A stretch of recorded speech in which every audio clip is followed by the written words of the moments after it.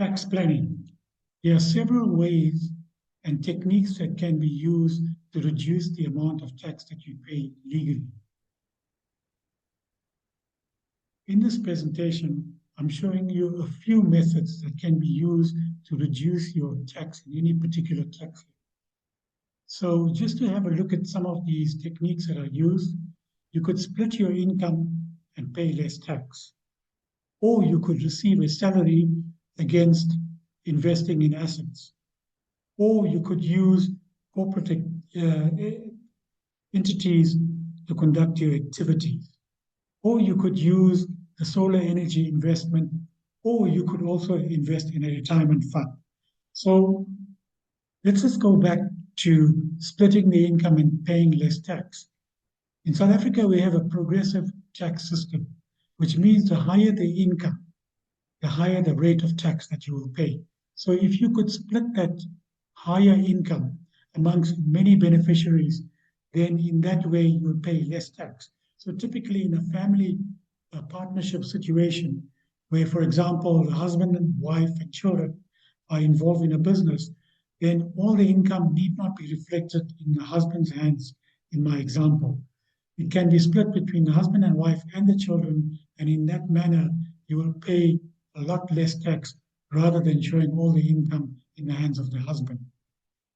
Another method that wealthy people generally use, they try and avoid taking a salary, but they rather invest in assets. So how does that work? So generally you find a salary is income taxable, and the highest rate of tax that you pay from an income tax perspective is 45%. But on the other hand, if you make a capital gain on the sale of, let's say, an immovable property, the highest rate that you would pay is 18%. So the difference in the tax rate between the 45% and the 18% is called a tax arbitrage. So what do wealthy people do? Wealthy people try and invest in assets. For example, immovable property, they will collect rental income on a year-to-year basis. Yes, they do pay income tax on the net rental income. And what happens to the property is that it grows in value over time. And then that growth ultimately, when this wealthy person wants to sell the property, he will make a gain, but the gain is of a capital nature. Now that capital gain at the highest tax rate is taxed at the rate of 18%. So that is what the tax arbitrage is all about, difference in the tax rate. That is why wealthy people invest in assets and they get wealthier year by year. The third opportunity that you could use is that you could use a corporate entity to conduct your activities. Now, what does that mean? That means that you form a company and you do your business via the company. If you actually do that, then the company tax rate could be 28 or 27%, is now reduced to 27%, as opposed to doing your business as a sole proprietor, and you could end up paying tax at the rate of 45%. Again, we have a situation of tax arbitrage. And certainly, it makes sense for you to consider conducting your activities through companies rather than as a sole proprietor. You could also invest in solar energy investment projects. If you do that, then whatever monies you invest in the solar energy investment project will be allowed as a deduction against the income that you are reflecting for the year. So that certainly helps you from a tax perspective.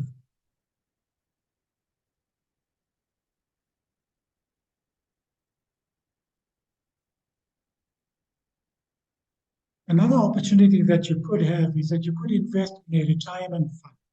In a retirement fund, you would find that, for example, wealthy people whose tax rates are 45%, for every rand that they invest in a retirement fund, you would find that you would pay 55 cents of that rand towards the retirement fund, and SARS will help you to pay another 45 cents.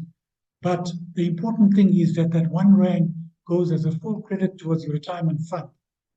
That is where you benefit, in that you are investing 55 cents and 1 rand is being credited against your retirement fund.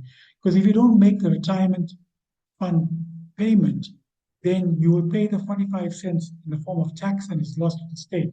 But I think what is important to bear in mind is that you need to manage your retirement fund. And provided you do that, in other words, you make sure that your retirement fund performance is higher than the rate of inflation, then you are doing well from a retirement point of view. Because remember, whilst the money is in the retirement fund, it sits there tax-free and the growth is tax-free as well. The amount that you could invest in a retirement fund is limited in terms of a formula in the Income Tax Act. The formula is 27.5% of your taxable income. The maximum retirement annuity fund contributions you could make, which includes pension and provident funds, is 350,000 Rand for the year. Now, just to talk about Garage Corporation. Garage Corporation is a financial and fiduciary advisory practice with highly skilled professionals. We have chartered accountants, lawyers, tax consultants, certified financial planners, all under one roof to advise you on your financial and fiduciary advisory matters. Our service offering covers tax, insurance, investments, wills, trusts, deceased estates, and accounting. We have offices in Durban as well as in Johannesburg. Our contact details are shown on the slide. Our consultants await your call or mail to assist you in any way. Thank you.